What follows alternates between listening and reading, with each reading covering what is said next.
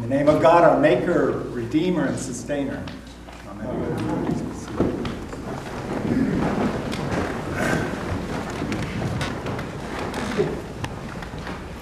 Again, it's wonderful to have you all here this evening. And I wonder what busy lives you have had today that you have stepped away from to be here for this little time we have together. The time in which Jesus was born was a very busy time in Bethlehem. As we heard in the gospel today, there was a lot of activity. There was all sorts of registration business going on. Have you had any registration business in your life recently? I've had some. I have accounts that are electronic accounts, and for them I need to have registration materials. Have you done those? Security questions, passwords. No one familiar with any of those? I have an Excel spreadsheet that's 2.5 pages long that organizes all those, or presumes to, for me. And then I have to have passwords to protect that in ways that I need to remember the security for the passwords and the layers of all this registration. And all of it so that the people I deal with will recognize me, that they'll know that it's me, that I have this moment of recognition. I go into some of these accounts and I've forgotten my code or whatever, and so I have to talk to someone, and then they ask me the security questions, and I go, well, what was my first pet? What did I answer for that? Is there another one that I might answer? Oh, my favorite book as a child. Oh dear, which one was it? Was it Barney? And then, what street did I grow up on? Oh, I know that one. And so finally, after it's all done, there's this moment of clearance. And then I can proceed to do the work that I was set out to do.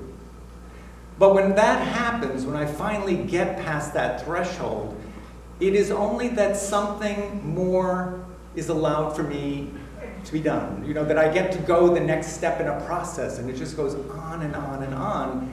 And I have never heard angels singing in the midst of that. Whatever piece I get to, it's just more that I need to be doing.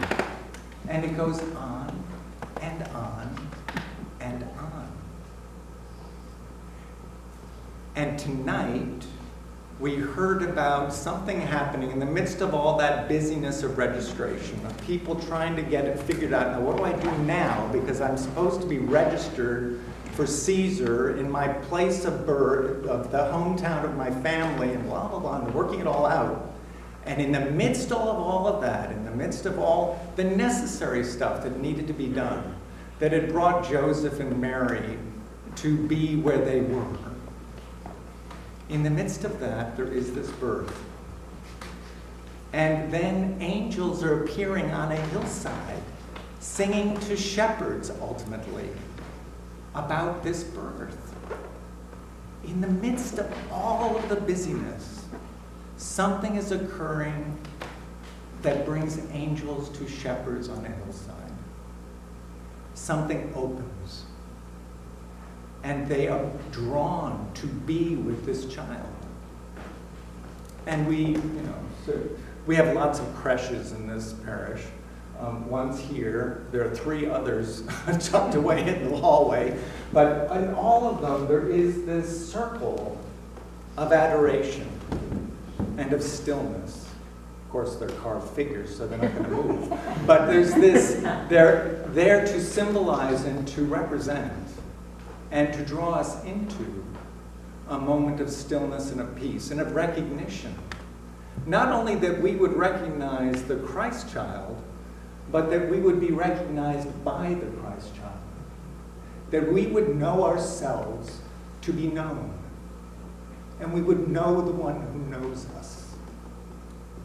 God sent Jesus into the world so that we might know God, and that God indeed would know us.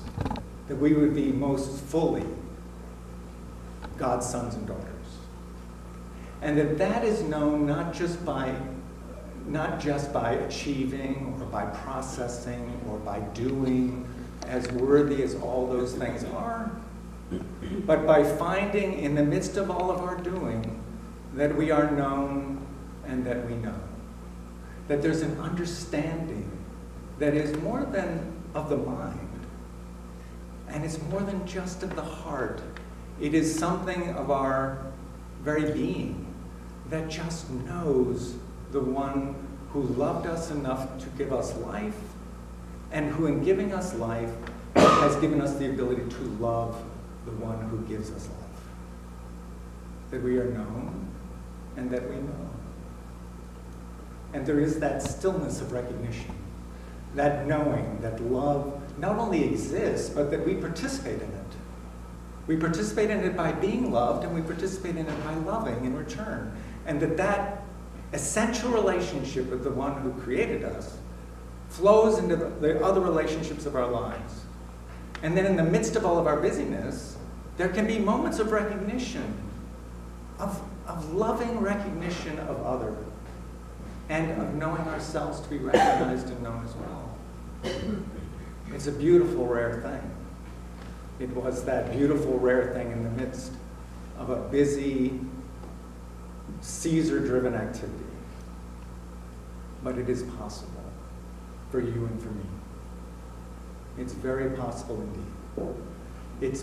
It's so possible that the church has continued to gather around that fact for hundreds and hundreds of years, celebrating the moment of recognition, the moment of being known, and of knowing the one who knows us. Indeed, Jesus came into the world so that might happen for us. And it's perhaps more than quizzical that he came, of course, as a baby, because it was in our infancy, and you see this, don't you, when you see another infant? It was in our infancy that there was this openness to knowing and being known. Does it ever catch you sometimes when you see an infant?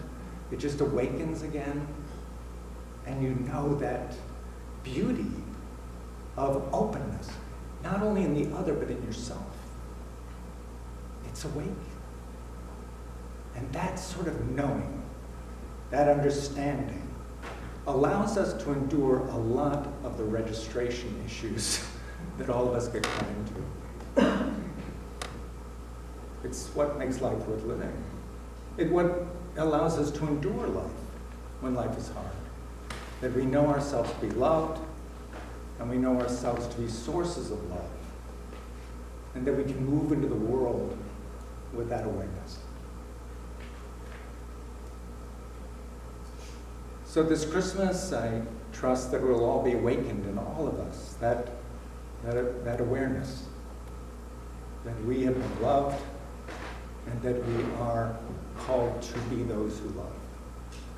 And may that simple, essential truth bring an element of peace in the midst of our busy world and our busy lives. Amen. Amen.